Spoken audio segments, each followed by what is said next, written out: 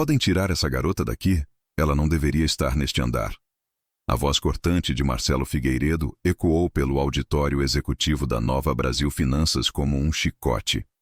Ele nem olhou diretamente para a menina de 9 anos encolhida junto à parede de vidro. Simplesmente acenou com a mão, como quem espanta um mosquito incômodo. Lara Mendes congelou. Suas tranças estavam presas com elásticos coloridos que sua mãe havia comprado por R$ 2 no camelô. A mochila Frozen, gasta nas alças, pendia de seus ombros magros. Ela usava o uniforme azul da escola municipal, lavado tantas vezes que a cor original já era uma memória distante.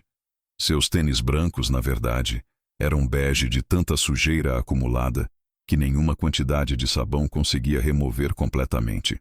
Ao redor dela, 97 executivos ocupavam poltronas de couro italiano em um dos maiores auditórios corporativos de São Paulo. Telas de LED de última geração cobriam 3 paredes inteiras, exibindo gráficos financeiros em vermelho sangue. Vermelho de prejuízo, vermelho de desastre, vermelho de pânico institucional. Teresa Mendes, mãe de Lara, estava agachada no canto oposto do auditório, passando pano no rodapé de mármore importado. Ela tinha 42 anos, mas parecia ter 60. 20 anos limpando escritórios de luxo haviam curvado suas costas e calejado suas mãos. Ao ouvir Marcelo mencionar sua filha, Teresa se levantou tão rápido que sentiu tontura. Perdão, doutor Marcelo. Perdão mesmo. Teresa largou o pano e atravessou o auditório correndo, chinelos de borracha fazendo barulho contra o piso. Lara, o que você está fazendo aqui, menina? Vai pro corredor agora. Mas Lara não se moveu. Seus olhos, grandes e escuros, estavam fixos nas telas gigantes. Números dançavam em colunas infinitas. Códigos piscavam em sequências que pareciam aleatórias para qualquer pessoa normal. Mas para Lara, havia um padrão. Sempre havia um padrão. Marcelo Figueiredo era o tipo de homem que aparecia em capas de revistas de negócios. 53 anos. Cabelo prateado penteado para trás com gel importado. Óculos de armação italiana que custavam mais que o salário mensal de Teresa. Ele fundou a Nova Brasil Finanças 15 anos atrás, transformando uma pequena corretora em uma gigante que movimentava 8 bilhões de reais por dia no mercado financeiro brasileiro. Naquele momento, porém, seu império estava desmoronando em tempo real. Havia 4 dias, o sistema automatizado de trading da Nova Brasil começou a fazer operações completamente irracionais. Comprava ações prestes a despencar. Vendia posições segundos antes de dispararem. Era como se o algoritmo tivesse enlouquecido, tomando as piores decisões possíveis em cada operação. Em 96 horas, a empresa havia perdido 1 bilhão e 200 milhões de reais. Fundos de pensão ameaçavam processos. Clientes retiravam investimentos em pânico. A Comissão de Valores Mobiliários havia enviado auditores que agora ocupavam 3 salas no 15º andar. Marcelo tinha 48 horas para resolver o problema, ou a CVM suspenderia todas as operações da Nova Brasil. 48 horas para salvar 15 anos de trabalho. O auditório estava repleto dos melhores e mais caros profissionais que o dinheiro podia comprar. 70 engenheiros de software da própria empresa, todos com diplomas de instituições como ITA, IME, UFRGS, 15 consultores externos da Accenture, que cobravam R$20 mil por dia. 8 especialistas em inteligência artificial que a empresa havia voado de emergência de Boston. 2 professores de economia da FGV contratados como assessores. Todos absolutamente perdidos. Senhoras e senhores, Marcelo tentava manter a voz firme, mas o desespero vazava pelas bordas. Como expliquei no início desta reunião de emergência, estamos diante de uma anomalia técnica sem precedentes. Minha equipe trabalha ininterruptamente desde segunda-feira para identificar a origem do problema. Anomalia técnica? A voz veio de Regina Campos, CEO do 2º maior fundo de pensão do Brasil, sentada na primeira fileira como juíza em um tribunal. Ela era uma mulher de 58 anos, terno Chanel, cabelos curtos e brancos, olhar que poderia congelar lava. Dr. Figueiredo, seu anomalia técnica evaporou 400 milhões dos nossos cotistas. 400 milhões de aposentadorias, de sonhos, de futuros. Marcelo sentiu suor escorrer pelas costas apesar do ar-condicionado potente. Doutora Regina, compreendo perfeitamente a gravidade. Gravidade. Outro cliente se levantou. representante de uma família tradicional paulistana. Investimos 200 milhões com vocês porque prometeram segurança, tecnologia de ponta, gestão de risco impecável. E tudo que temos são perdas catastróficas. O auditório explodiu. Vozes se sobrepondo em acusações, ameaças legais, exigências de reembolso imediato. Marcelo ergueu as mãos pedindo calma, mas estava perdendo completamente o controle da situação. As telas gigantes continuavam exibindo a falência em tempo real. Cada segundo, mais dinheiro desaparecia. O sistema continuava operando, continuava errando, continuava destruindo o que restava da empresa. Foi naquele momento de caos total que Lara Mendes apareceu na linha de visão de Marcelo.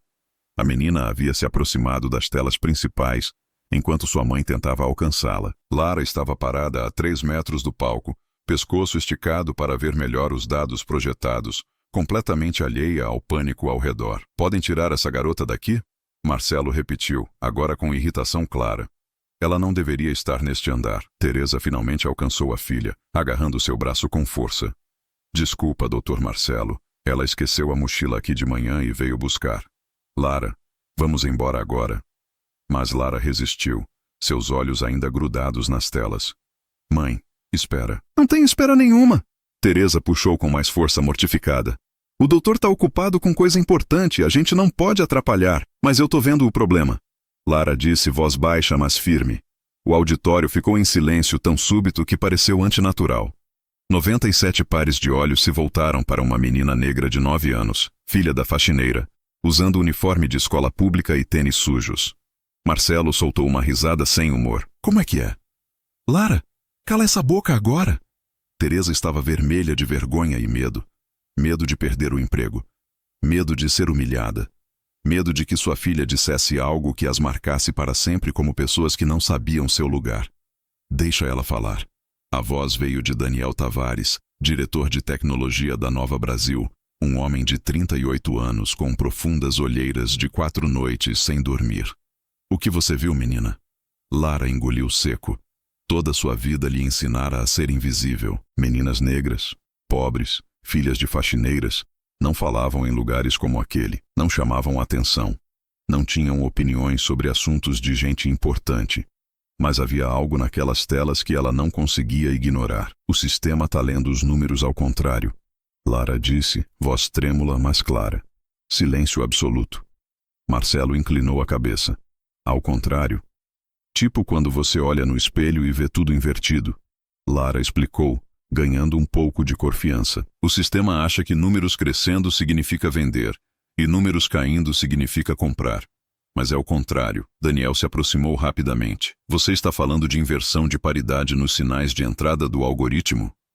Lara piscou. Ela não conhecia essas palavras técnicas. Eu só sei que o computador está confuso. Acha que verde é vermelho e vermelho é verde. Um dos consultores da Accenture soltou uma risada condescendente. Com todo respeito, menina, sistemas de trading de alta frequência são ligeiramente mais complexos que sinais de trânsito. Não é algo que uma criança... Espera. Daniel havia corrido até seu laptop no palco. Seus dedos voaram sobre o teclado, abrindo arquivos de código-fonte. Ele navegou até uma seção específica, estudou por 10 segundos e seu rosto perdeu toda a cor. Meu Deus do céu, Daniel sussurrou. Ela tem razão. O auditório explodiu em confusão novamente, mas de tipo diferente. Executivos se levantaram. Programadores correram para seus computadores. Vozes gritando, impossível. E como assim? Ecoavam por todos os lados. Marcelo ficou paralisado.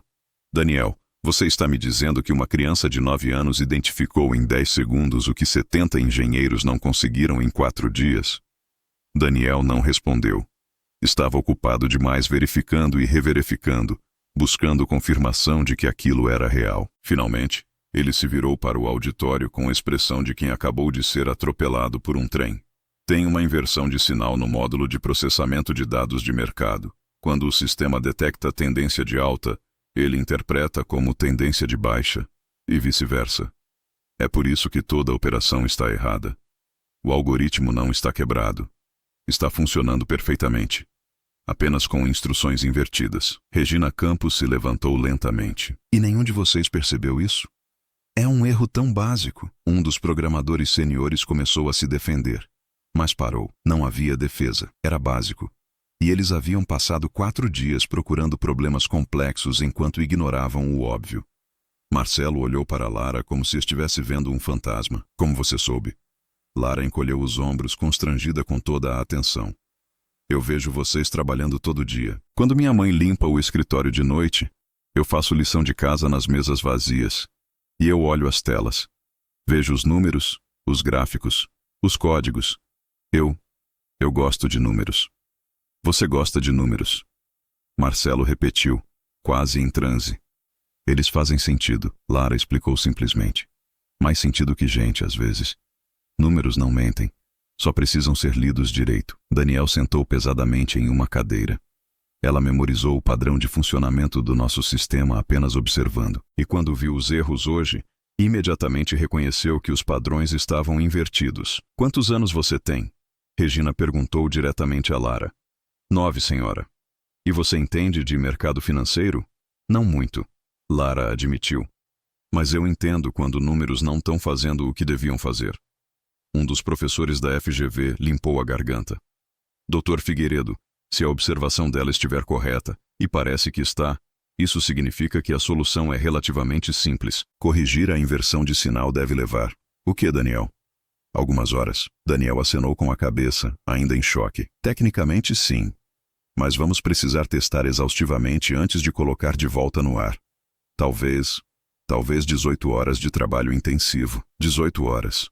Regina disse, calculando, ainda dentro do prazo da CVM. Ela olhou para Marcelo com expressão que misturava alívio e raiva. Parece que sua empresa foi salva por uma menina de 9 anos que você tentou expulsar do auditório há 10 minutos. Marcelo abriu e fechou a boca várias vezes. Sua empresa de 8 bilhões, seus 70 engenheiros de elite, suas consultorias caríssimas, todos inúteis comparados a uma criança que aprendeu observando através de portas de vidro enquanto sua mãe esfregava pisos. Lara! Marcelo finalmente disse, sua voz estranhamente rouca. Muito obrigado. Lara sorriu timidamente. De nada, Daniel. Marcelo se virou para seu diretor de tecnologia. Implementa a correção, agora, e tripla verificação antes de voltar ao ar. Pode deixar. Daniel já estava reunindo a equipe, dando ordens, estabelecendo protocolos. Teresa permanecia imóvel, uma mão na boca, mal acreditando no que estava acontecendo. Sua filha, sua menina, acabara de fazer algo que ela nem começava a entender, mas que claramente era importante. Muito importante. Regina Campos se aproximou de Teresa e Lara. Qual o seu nome completo, querida? Lara Mendes, senhora. Lara Mendes, Regina repetiu, como se memorizando. Você vai à escola? Sim, senhora. Escola Municipal Santos Dumont, 4º ano. E depois da escola? Eu venho para cá. Fico fazendo lição enquanto minha mãe trabalha. Regina trocou olhares significativos com alguns dos outros clientes importantes. Algo não dito passou entre eles. Uma compreensão silenciosa. Doutora Teresa. Regina se dirigiu à mãe com um respeito deliberado. Sua filha é extraordinária. Ela sempre foi esperta. Teresa disse, orgulho e confusão misturados na voz. Mas eu não sabia que ela entendia dessas coisas de computador. Ela não só entende. Um dos consultores de Boston interveio. Sotaque carregado, mas português fluente. Ela demonstrou intuição analítica que eu nunca vi em alguém tão jovem. Ou em qualquer idade, para ser honesto. Marcelo observava a cena se desenrolar. Sentimentos conflitantes o atormentando. Gratidão, obviamente. Lara acabara de salvar sua empresa. Mas também vergonha. Vergonha profunda de quantas vezes ele passou por essa menina nos corredores e nunca realmente a viu. Quantas vezes ele assumiu que a filha da faxineira era apenas parte do mobiliário. Invisível. Irrelevante. Quantos outros talentos ele havia ignorado por procurar apenas nos lugares óbvios? Lara, Marcelo disse tomando uma decisão. Você gostaria de ver como vamos implementar a correção que você identificou? Os olhos de Lara se arregalaram. Posso? Se sua mãe permitir. Lara olhou para Teresa com esperança tão intensa que partia o coração. Teresa não entendia nada de tecnologia, de mercado financeiro, de algoritmos de trading. Mas ela entendia de sonhos. Entendia que às vezes, um momento pode mudar tudo. Pode ir, minha filha. Teresa disse suavemente. Aprende tudo o que puder. Daniel preparou uma estação de trabalho para Lara. ajustando a cadeira para que ela alcançasse o teclado confortavelmente. Programadores se agruparam ao redor, inicialmente céticos, depois cada vez mais impressionados conforme Lara fazia perguntas inteligentes. Entendia explicações complexas, apontava detalhes que eles haviam perdido. Como você aprendeu a ler código? Um programador perguntou, genuinamente curioso. Eu não aprendi de verdade. Lara admitiu. Eu só vejo padrões. Código é tipo matemática, né? E matemática é tipo um idioma. Depois que você pega o jeito, consegue ler mesmo sem conhecer todas as palavras. Os programadores se entreolharam. Ela estava descrevendo conceitos avançados de teoria da computação usando linguagem de criança de 9 anos. E fazendo sentido. 18 horas depois, às 2 da manhã, a correção estava completa. O sistema foi testado em ambiente simulado com dados históricos. Operação após operação. Todas corretas. O algoritmo estava de volta ao normal. Daniel preparou para ativar o sistema no mercado real. Sua mão tremeu sobre o mouse. Um erro agora poderia piorar tudo. Vai dar certo, Lara disse do seu lado, voz sonolenta mas confiante. Os números estão certos agora. Daniel olhou para ela. Essa menina extraordinária que deveria estar dormindo, mas havia insistido em ficar para ver o resultado final. Você tem certeza? Números não mentem. Lara repetiu seu mantra. A gente que mente para os números às vezes. Mas agora a gente está falando a verdade. Daniel respirou fundo e clicou. O sistema voltou ao ar. Em tempo real, as telas mostraram o algoritmo processando dados de mercado, analisando padrões, tomando decisões. Todas corretas. Uma operação, 2, 5, 20, 100. Todas lucrativas ou neutras, seguindo exatamente a estratégia programada. O auditório, ainda ocupado por alguns executivos teimosos que se recusaram a ir embora sem ver o resultado final, explodiu em aplausos. Marcelo sentou ao lado de Lara, exausto mas aliviado.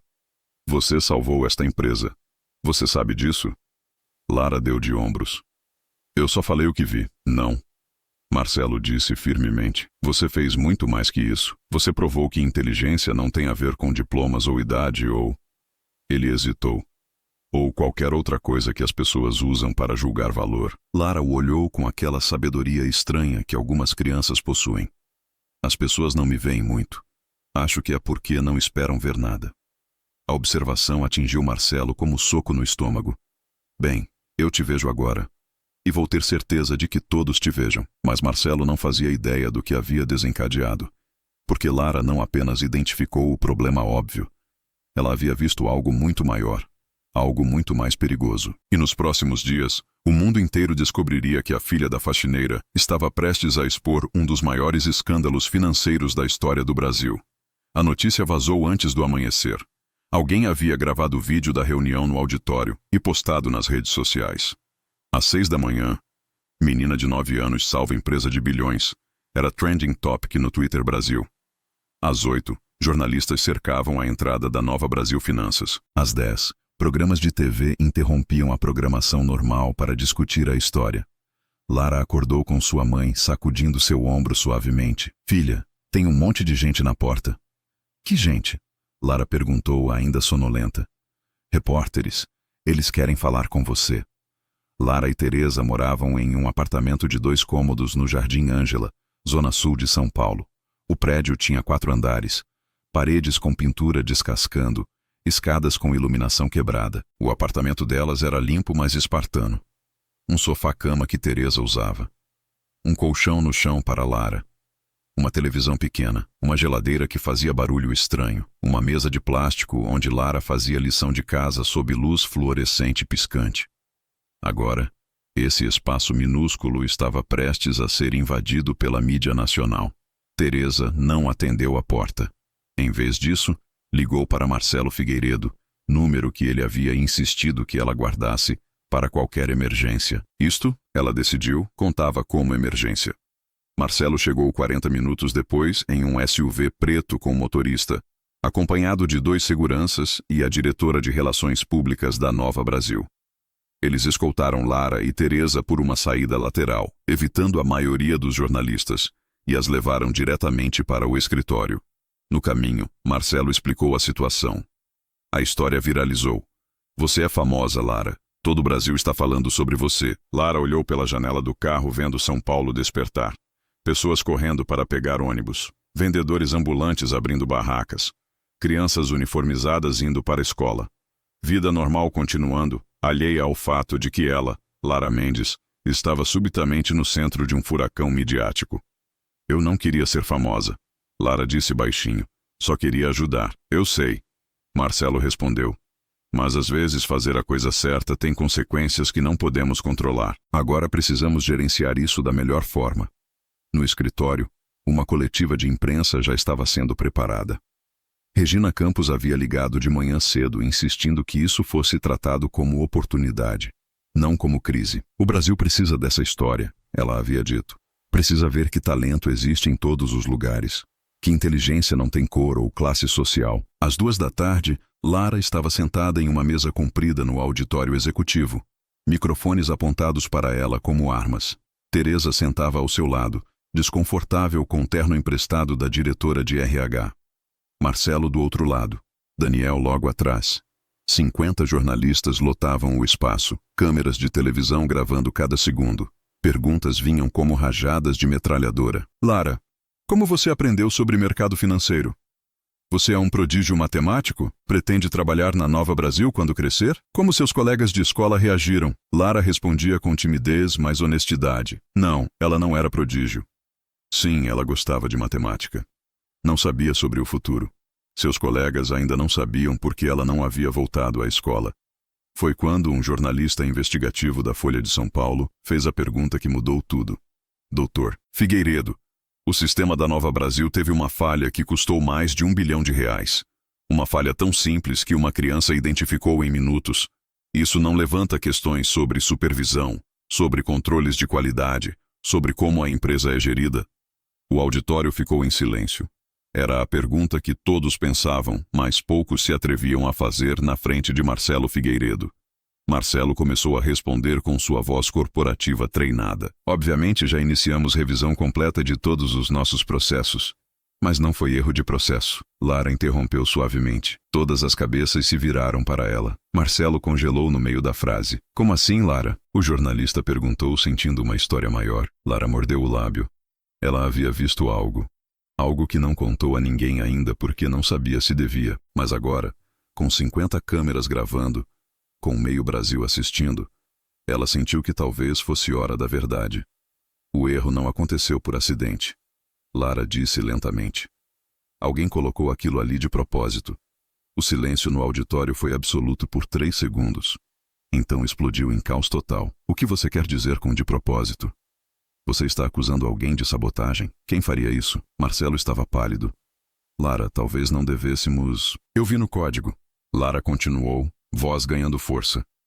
Quando eles me deixaram ver como iam consertar, eu vi outras coisas também.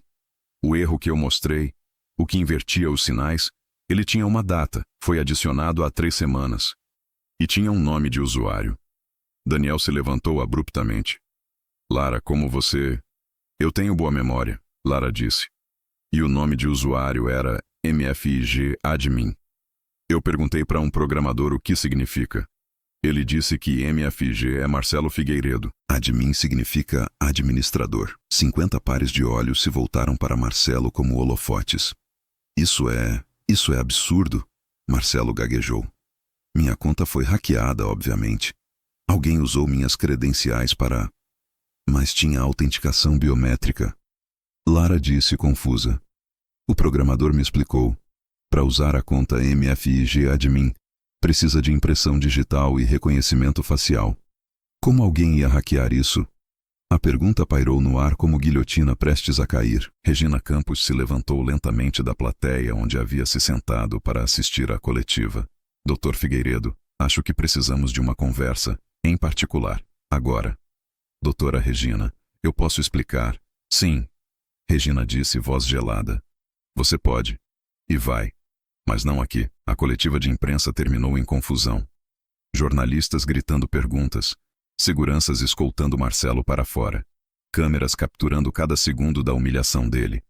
Lara sentou, confusa e assustada. Eu fiz algo errado? Teresa abraçou sua filha. Não, bebê. Você falou a verdade. Daniel se aproximou, ajoelhando ao lado da cadeira de Lara. Você tem certeza absoluta do que viu?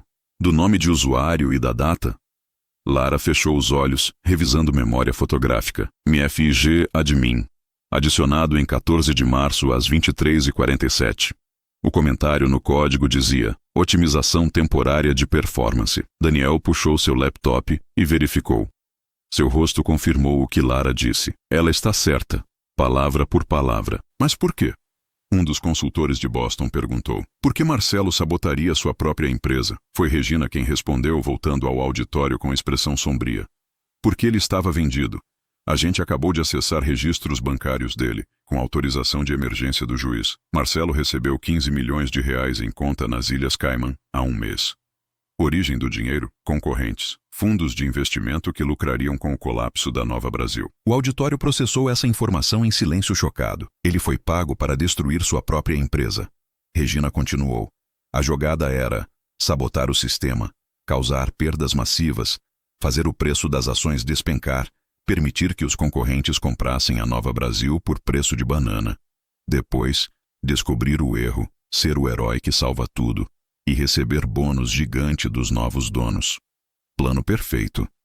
Exceto que uma menina de 9 anos estragou tudo, Daniel murmurou. Não só estragou.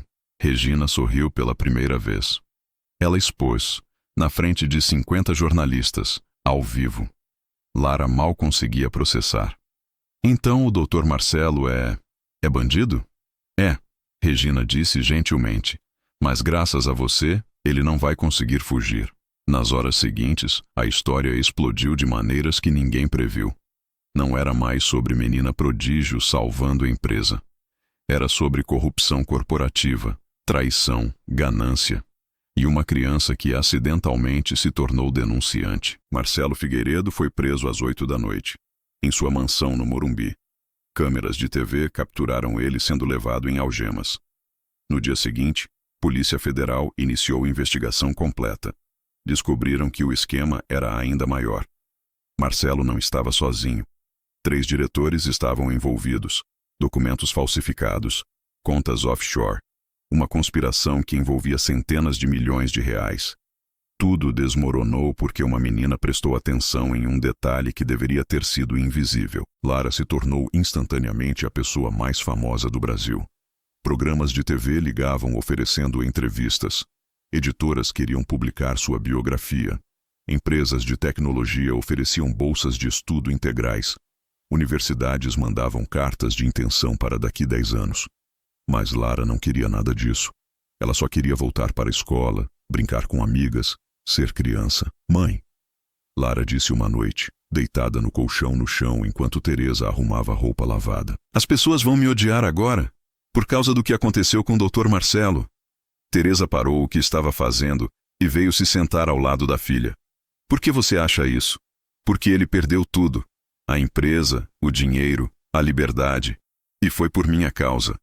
Não, Teresa disse firmemente. Foi por causa dele. Ele escolheu roubar. Ele escolheu mentir. Você só escolheu falar a verdade. Nunca se sinta culpada por isso. Mas e se a verdade machuca as pessoas?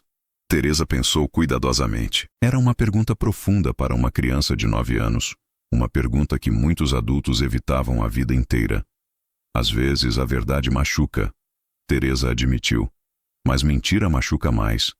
E machuca mais gente. Dr. Marcelo ia destruir a vida de milhares de pessoas. Aposentadorias perdidas. Empregos perdidos. Famílias destruídas.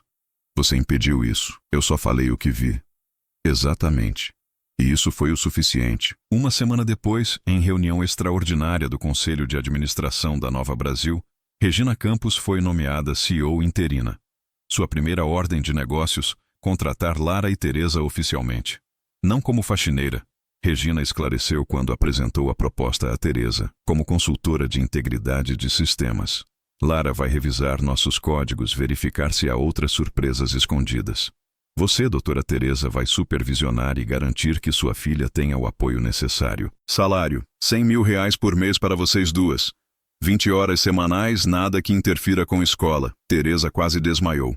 100 mil por mês. Era mais que ela ganhava em 3 anos limpando escritórios. Mas eu não entendo nada de tecnologia. Teresa protestou fracamente. Não precisa, Regina disse. Você entende de criar uma filha extraordinária em circunstâncias impossíveis. Isso é habilidade muito mais rara e valiosa. Lara passou as próximas semanas revisando cada linha de código dos sistemas da Nova Brasil, e ela encontrou coisas. Não sabotagens óbvias como a primeira, mas brechas, vulnerabilidades, lugares onde alguém mal-intencionado poderia causar dano. É como aquele jogo onde você procura diferenças entre duas figuras. Lara explicou para a equipe de programadores que agora a seguia como alunos. A gente olha para o que devia estar ali e para o que está ali. Quando não é igual, a gente investiga. Sua abordagem era tão simples que era genial. Programadores treinados procuravam complexidade. Lara procurava clareza. Quando algo não fazia sentido simples, ela sabia que havia problema. Em 1 mês, ela identificou 17 vulnerabilidades críticas. Cada uma foi corrigida. A Nova Brasil se tornou referência em segurança de sistemas financeiros. Mas a história estava longe de terminar. Porque Lara havia visto algo mais. Algo que ela não contou a ninguém ainda, nem para sua mãe. Algo nas transações financeiras dos últimos 6 meses que não fazia sentido matemático. Números que não somavam direito. E Lara confiava nos números. Sempre. Se os números não faziam sentido, havia razão. E Lara tinha a terrível sensação de que essa razão ia ser ainda maior que tudo que veio antes. Ela estava certa. O que Lara estava prestes a descobrir faria o escândalo de Marcelo parecer fichinha. E dessa vez, os alvos eram muito mais poderosos. E muito mais perigosos. Eram 3 da manhã quando Lara acordou com uma certeza absoluta. Ela havia sonhado com números, como sempre sonhava ultimamente. Mas desta vez os números formavam um padrão que não conseguia ignorar. Levantou-se silenciosamente para não acordar Teresa, pegou seu caderno, um presente de Regina, e começou a escrever. As transações não fechavam. Ela vinha anotando há semanas, mas não conseguia articular exatamente o que estava errado. Agora, às 3 da manhã, sua mente finalmente conectou os pontos. A Nova Brasil movimentava bilhões por dia. Operações de compra e venda acontecendo em milissegundos. Mas em cada transação, havia uma fração minúscula que desaparecia. Não erros de arredondamento comuns. Algo mais deliberado. Lara fez os cálculos no caderno. Se cada transação perdesse 0,03% e a empresa fazia 50 mil transações por dia, isso dava, ela fez a conta 2 vezes para ter certeza, isso dava aproximadamente 4,5 milhões de reais por mês desaparecendo para lugar nenhum. 54 milhões por ano, vanishing no ar. Na manhã seguinte, Lara pediu para Regina verificar algo. Elas estavam na sala de reuniões executivas, apenas as duas. Lara preferiu assim. Não queria alarme falso. O que você precisa, querida? Regina perguntou, fechando o laptop para dar atenção total. Eu estava olhando as transações. Lara começou hesitante. E tem dinheiro sumindo. Regina franziu a testa. Sumindo como? Tipo quando você compra alguma coisa e o troco não vem certo, mas de propósito. Pequeno o suficiente para ninguém notar, mas grande o suficiente para valer a pena. Você está descrevendo um golpe chamado salami slicing, Regina disse lentamente. Pequenas fatias de muitas transações, acumulando em montante significativo ao longo do tempo. Você tem certeza do que viu? Lara abriu seu caderno mostrando cálculos escritos em letra infantil, mas matematicamente perfeitos. Regina estudou por 5 minutos em silêncio. Meu Deus! Ela finalmente sussurrou. Se você está certa, alguém roubou potencialmente centenas de milhões ao longo dos anos. Desde 2019, Lara disse. É quando os números começam a ficar estranhos. Regina chamou Daniel imediatamente. Depois, chamou os auditores externos. Depois, chamou a Polícia Federal. Em 6 horas, a sala de reuniões estava cheia de investigadores, todos olhando os cálculos de Lara com expressões de crescente horror. Como ninguém percebeu isso antes? Um auditor perguntou, incrédulo. Porque quem quer que tenha feito isso foi muito inteligente, Daniel respondeu, teclando furiosamente. Eles esconderam as deduções em taxas legítimas. Processamento, custódia, administração. Taxas que clientes esperam pagar, mas inflacionadas em frações de porcentagem. Rastrear para onde foi? Regina exigiu. Daniel trabalhou por 2 horas, seguindo trilhas digitais, rastreando contas, identificando padrões. Finalmente, ele se recostou na cadeira, rosto pálido. Vocês não vão acreditar. Tenta a gente, Regina disse. O dinheiro foi para contas fantasmas, empresas de fachada registradas em paraísos fiscais. Mas todas essas empresas têm um ponto em comum. Todas têm como beneficiário final. Ele hesitou. Membros do Conselho Regulador da Comissão de Valores Mobiliários. O silêncio na sala era sepulcral. Você está me dizendo, Regina falou muito devagar, que as pessoas responsáveis por fiscalizar o mercado financeiro estavam roubando do mercado financeiro? Não apenas roubando. Daniel clicou para abrir mais arquivos. Eles tinham acesso privilegiado. Sabiam de investigações antes que acontecessem. Alertavam empresas amigas, recebiam propinas. A Nova Brasil era apenas uma de dezenas de vítimas. Um dos agentes da Polícia Federal se levantou. Precisamos de cópia de tudo isso. Agora. E vocês? Ele olhou para Lara e Regina. Precisam ficar em segurança. Se as pessoas envolvidas descobrirem que foram expostas, ele não precisou terminar a frase. Todos entenderam a implicação. Nas 48 horas seguintes, o Brasil assistiu ao maior escândalo de corrupção financeira em décadas. Prisões em cascata. Membros do conselho da CVM sendo levados em algemas. Contas bancárias congeladas. Empresas de fachada desmanteladas. E no centro de tudo, como sempre, estava Lara Mendes, a menina de 9 anos que só queria que os números fizessem sentido. A mídia a chamava de Anjo da Justiça. Pequena detetive. Gênio que salvou o mercado brasileiro. Lara odiava todos esses apelidos. Ela não era anjo, nem detetive, nem gênio. Era apenas uma menina que prestava atenção. Mas nem todos viam Lara como heroína. Pessoas poderosas haviam perdido tudo por causa dela, e pessoas poderosas tinham recursos para vingança. 3 semanas após o escândalo explodir, Lara acordou com sua mãe sacudindo seu ombro com urgência. Lara, acorda. A gente precisa ir. Agora. Ainda sonolenta, Lara foi praticamente carregada para fora do apartamento. Um carro da Polícia Federal esperava na rua.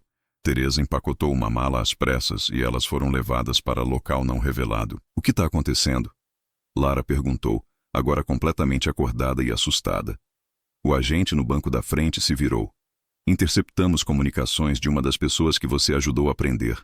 Ele estava planejando fazer algo contra vocês. Não podemos arriscar. Vocês vão ficar em casa segura por um tempo.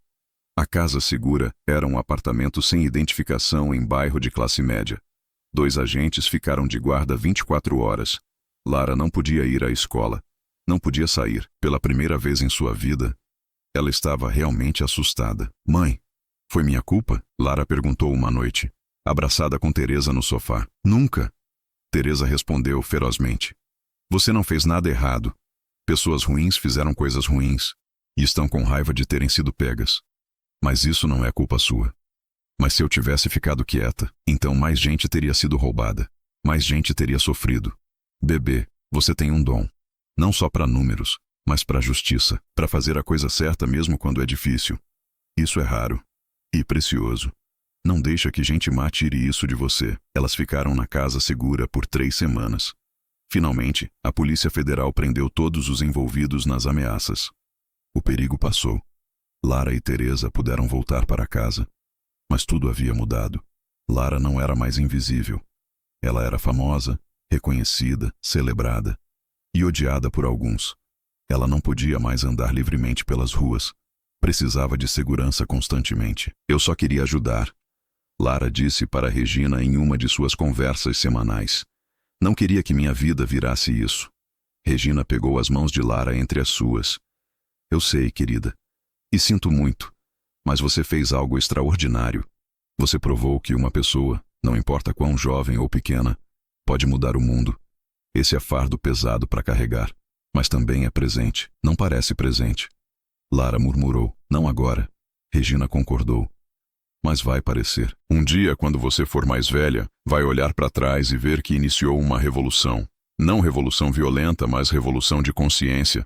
Você mostrou ao Brasil que talento existe em todos os lugares, que inteligência não tem cor ou classe, que vale a pena prestar atenção nas pessoas invisíveis, porque às vezes elas veem o que mais ninguém vê. 6 meses depois, O Brasil instituiu a Lei Lara, legislação que exigia revisão independente de todos os sistemas financeiros automatizados, com especial atenção para identificar fraudes ocultas.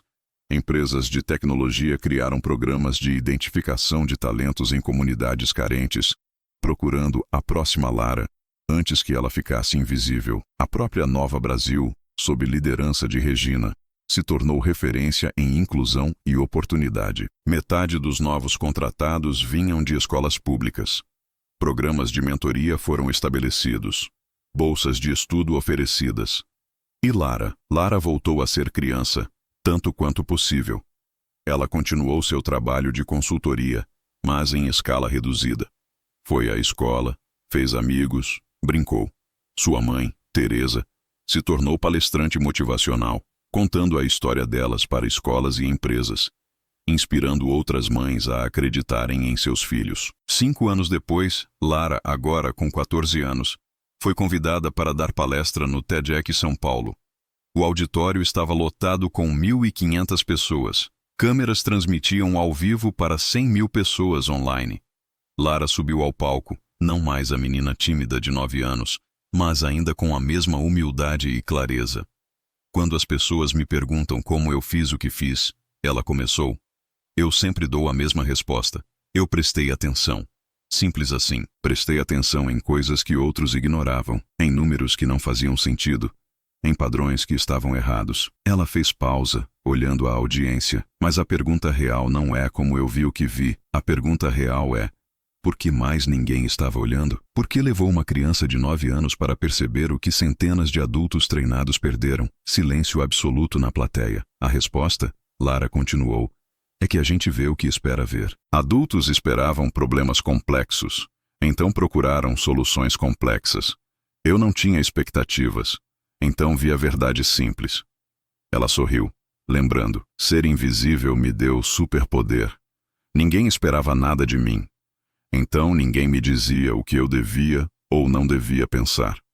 Eu era livre para ver claramente. Lágrimas começavam a aparecer em alguns rostos da audiência, mas nenhuma criança deveria precisar ser invisível para ser ouvida. Nenhuma criança deveria ser ignorada porque nasceu pobre, ou negra, ou no lugar errado. Há milhões de crianças no Brasil mais inteligentes que eu. Vocês só não sabem disso ainda, porque ninguém está olhando. Ela deixou isso assentar. Então aqui está meu desafio.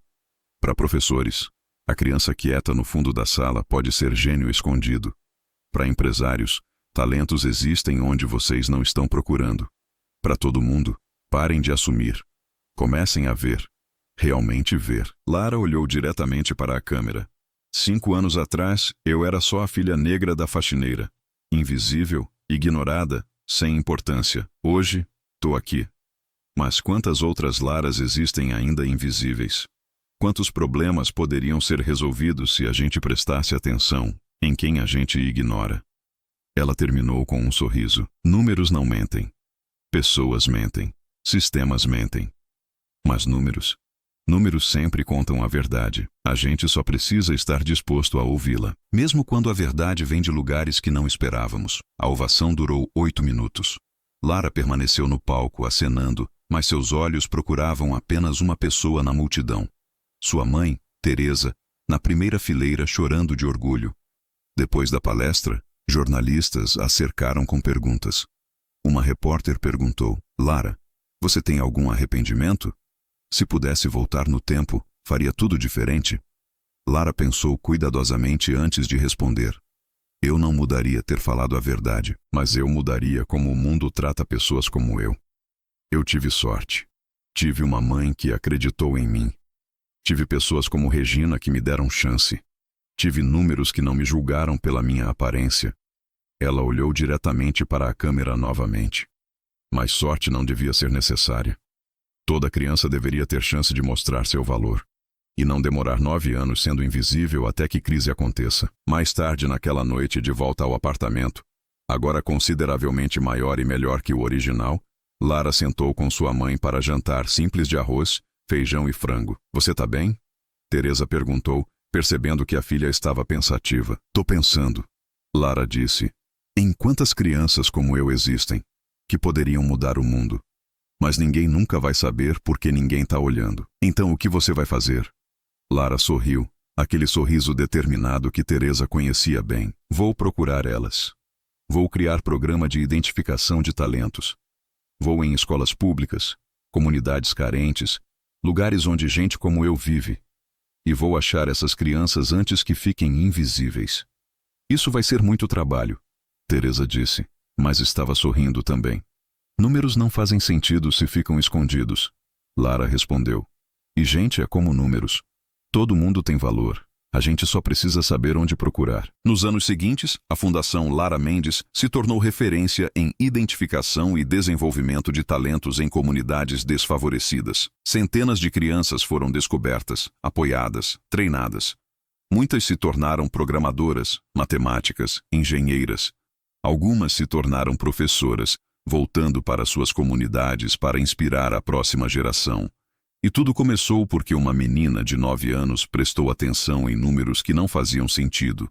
Porque ela se recusou a ficar invisível. Porque ela acreditou que verdade importava mais que conveniência. 10 anos depois do dia em que salvou a Nova Brasil Finanças, Lara, agora com 19 anos, estudante de matemática no MIT com bolsa integral, recebeu carta de Marcelo Figueiredo, ainda cumprindo sentença de 12 anos. Ela hesitou antes de abrir. Não havia falado com ele desde aquele dia fatídico. Mas curiosidade venceu. A carta era curta. Lara, passei 10 anos pensando sobre o que aconteceu, sobre minhas escolhas, sobre quem eu era. Você sabe o que aprendi? Que eu te via todos os dias por 3 anos, e nunca realmente te vi. Você era parte do cenário. Invisível, sem importância. Esse foi meu maior erro. Não a fraude. Não a corrupção, mas a cegueira voluntária. Escolher não ver porque era mais fácil assumir que nada importante estava ali. Uso meu tempo aqui ensinando matemática para outros presos. Muitos são como você era, inteligentes, talentosos, invisíveis para o mundo. Tento dar a eles o que eu nunca dei a você: atenção, respeito, chance. Não te peço perdão, não mereço. Mas te agradeço por me mostrar quem eu era e me dar chance de me tornar alguém melhor. Continue fazendo números fazerem sentido. Continue fazendo o mundo prestar atenção. Com respeito que chega tarde demais, Marcelo. Lara dobrou a carta e aguardou. Todos mereciam segunda chance. Até aqueles que demoraram 10 anos para aprender a ver. Ela voltou para seu laptop, onde estava trabalhando em novo algoritmo para detectar fraudes financeiras. Algoritmo que seria open source, disponível gratuitamente para qualquer instituição usar. Porque justiça não devia custar milhões. Devia ser acessível para todos. Seus dedos voaram sobre o teclado, escrevendo código limpo e elegante. No reflexo da tela, ela podia ver sua própria imagem. Não mais a menina invisível de 9 anos, mas também não tão diferente. Ainda alguém que prestava atenção. Ainda alguém que acreditava em números. Ainda alguém que se recusava a deixar talento ser desperdiçado só porque vinha de lugar inesperado. É só a filha negra da faxineira, tinham dito. Eles estavam errados. Ela nunca foi só nada. Ela era, sempre foi, exatamente quem precisava ser. E o mundo, finalmente, estava aprendendo a ver.